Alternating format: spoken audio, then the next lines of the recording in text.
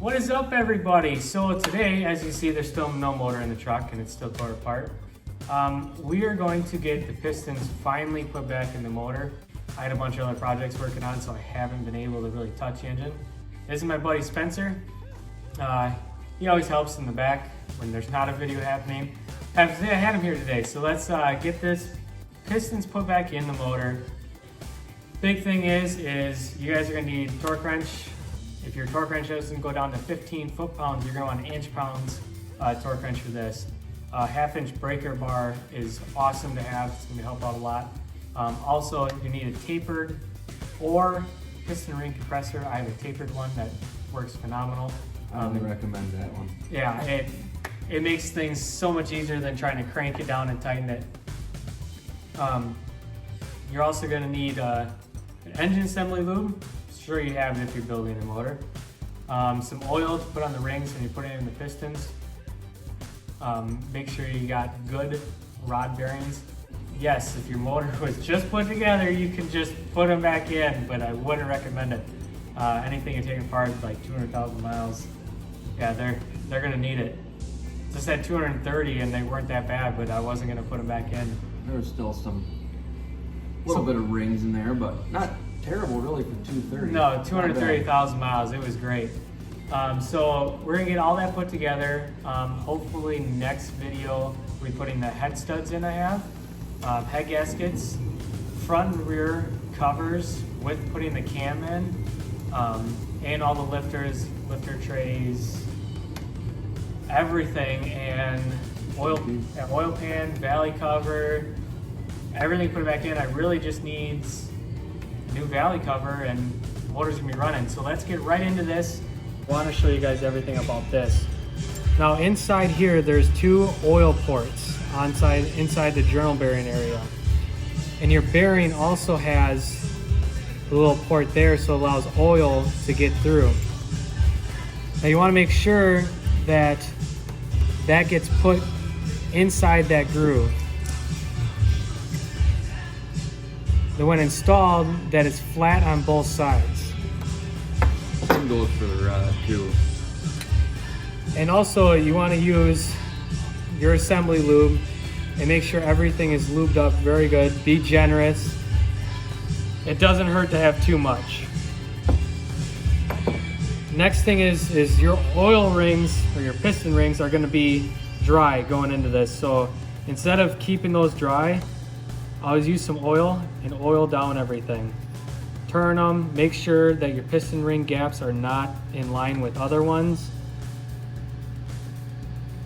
Lube everything up. And next, we're gonna put it into the motor. So we rotated this crank over so that this journal bearing goes to this piston. You'll see it's kind of in line with this side. These caps here have the curved edge on the one side, and it's kind of machined all the way across here. That is for both of them to seat against each other.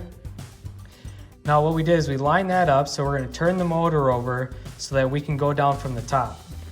This is a tapered sleeve. So now that we got this oiled up, we can drop this down that cylinder, and the same thing as that machine side is gonna go against the other one. Now I already lubed up my journal bearing on the rod side, so we're gonna line this up. And this tapered piston ring compressor is amazing. So I'm gonna let him do that. I'm gonna line up the bottom.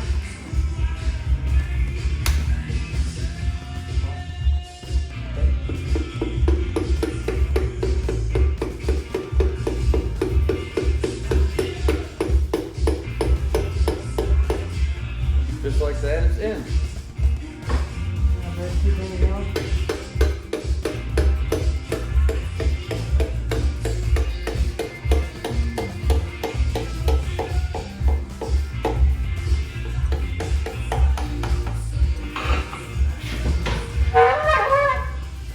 So now we got the rod and the piston back in there now. Now we have this seated on the crank.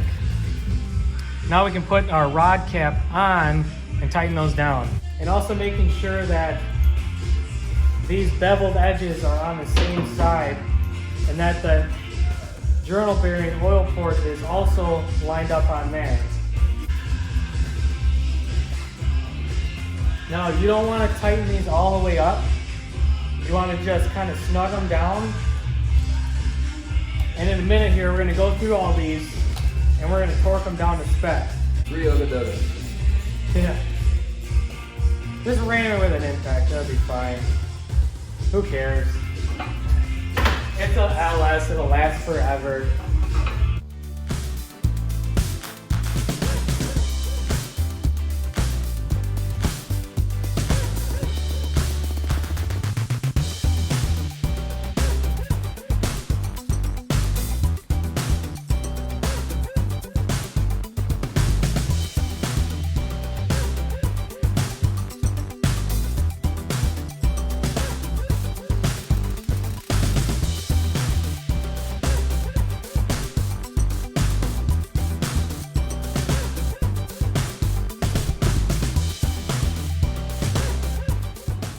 Alright, so torque spec on these, on an LS rod bearing, you have to do it first at 15 foot-pounds or 180 inch-pounds, which is, I'm using my inch-pounds because my big torque wrench doesn't go down to 15 foot-pounds.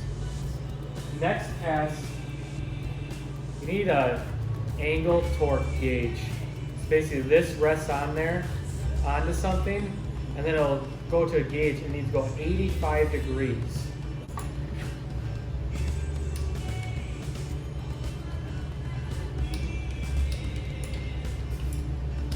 The next one is usually this angle torque. So basically this rod needs to rest against something. So once that's resting, you need to set the gauge at 0. And then the other person can take it and turn it. Go ahead.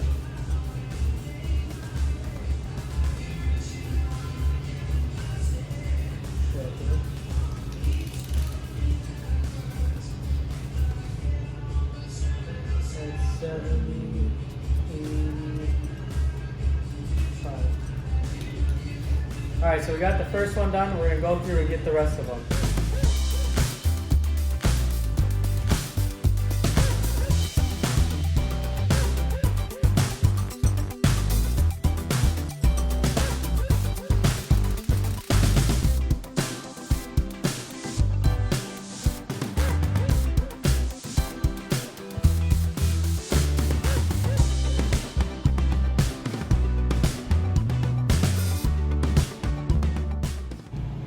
Alright guys, thanks for watching the video today. Next video is going to be putting the cam in, rear cover, front cover with new crank seals in it. If we have time to, we're also going to get the oil pan put on with the valley, the oil pump, timing chain, everything really we can get in the truck and put the heads on with my new head studs and my DTR Racing head gaskets, my Brian Tooley Racing. For guys don't know them, they're great head gaskets. I absolutely love them. Thick metal gasket. It's going to take boost and everything that I need it to. That's it for today, guys. But stay tuned. This motor will be back in that truck and running in no time.